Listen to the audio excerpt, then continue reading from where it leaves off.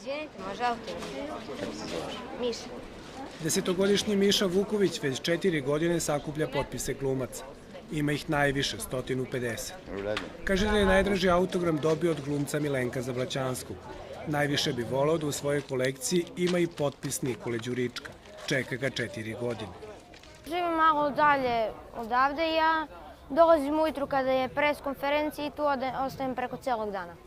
Uveče se vraćam oko 9 sati kada su glumci već na filmovima. Slobona Minčalović i Ivan. U albumu Đorđa Georgijeva, učenika 4. razreda osnovne škole Vožd Karađorđe, su fotografije skoro svih poznatih glumaca.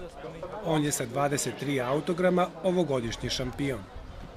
Imam od Nataše Ninković, još od Nade, ne znam baš prezime. Kakvi su glumci, kako reaguju? Pa dobro reaguju, slike mi se sviđaju. Glumci su se već navikli na ovakvu atmosferu, tako da je za njih uz jutarnju kafu obavezna i neka fotografija i autogram za tinejdžere. Kad uđete u ovaj posao, onda je to prosto deo posla.